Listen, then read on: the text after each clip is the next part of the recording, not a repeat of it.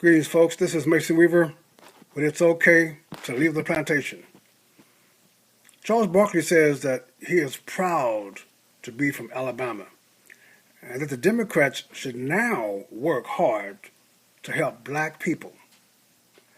What evidence does he have in the last 60 years to indicate to him any Democrat help for black people?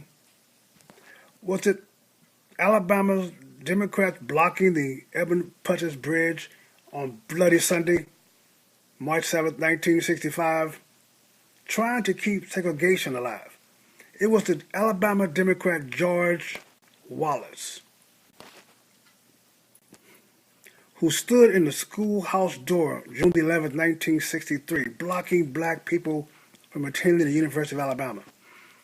It was a Democrat plan for black people, which gave us the black codes, the fugitive slave laws, Jim Crow laws, and the KKK.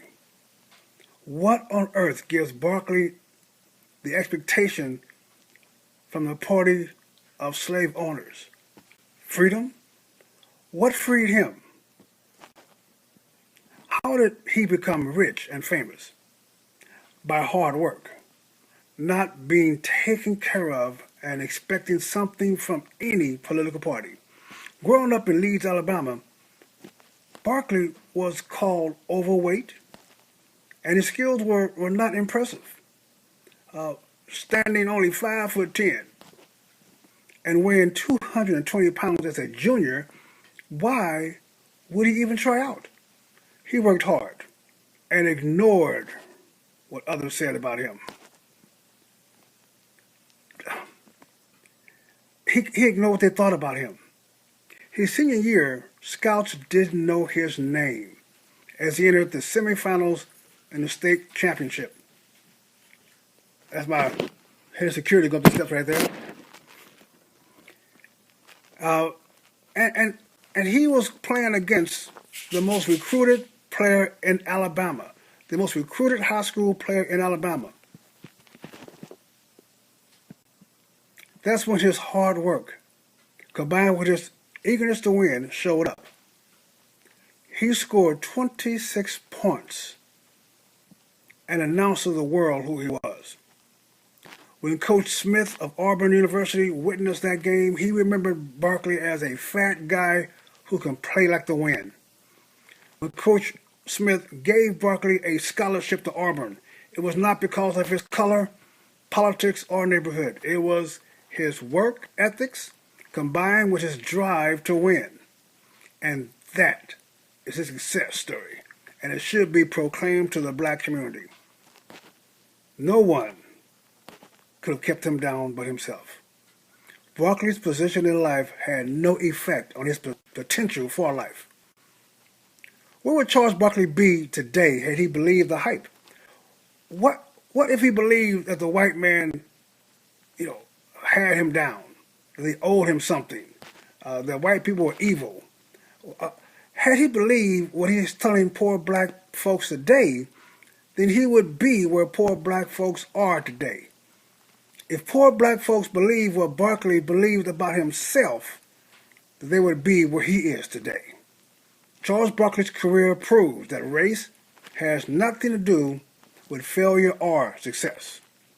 It does not matter if Barkley is an unskilled fat kid, or Mason Weaver, a poor black high school dropout disabled veteran, Oprah Winfrey's dysfunctional family, or Ben Carson, inner city beginnings. Successful black Americans follow Barkley's example, not his words.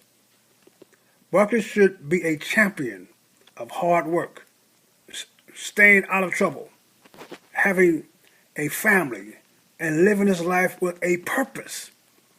The black community does not need Democrat help. We need families, productive schools, and a culture of success.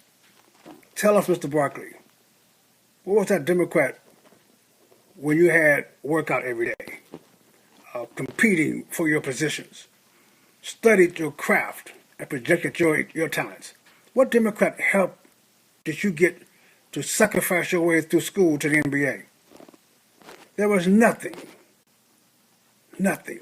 any political party did for you as you directed your career. Preach that. Preach real success. Everyone you know got to where they are from hard work. Hard work works. And that should be your message. I would love to send you a copy of my book, my first book, It's Okay to Leave the Plantation. You don't need a program for freedom. You don't need a political solution in order to change your conditions in life. Master may not like it, nor would he tell you to leave, but it is okay to leave the plantation. Democrats control every inner city, ghetto, every black-filling school, and control the jobs in every poor black neighborhood. The more poverty-stricken, drug-infested the neighborhood is, the more votes for Democrats. Mr. Barkley, you have just served up black people for more misery, poverty, and victimhood. Success frees slaves, which is why Democrats hate success. The economic cash flow coming through America will benefit everyone who was prepared for it. What a great opportunity if we talked about starting businesses, training, investments, and planning. Instead, the message is marching, protesting, demonstrating, and waiting. There is a reason rich people call it cash flow and poor people call it making dough. It flows through your neighborhood. Those prepared for it collects it, and those who don't just spend it. Let's prepare to participate in the American dream, the American privilege, and not continue to wait on master to feed us. Democrats will always be Democrats, but we no longer have to be slaves. People will see more money in their pockets, and that will trump the emotions. People will see their 401ks continue to improve, and they will see their incomes rise, and they will expect more from themselves, and they will see America coming back. Except those black folks sitting back, watching the stock market but following Barkley's lead, instead of investing in Nike stocks, they will be investing in Nike shoes.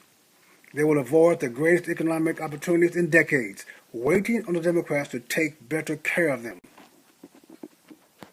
I am not a betting man, but if I was, I would wager that Barkley has done pretty good investing in the American dream while he's encouraging other black folks to wait on Democrats. I bet Barkley is not waiting on Democrats. Stay right or be left. You can wait on Democrats, but we are going to go to freedom. Mason Weaver, God bless you. Take care.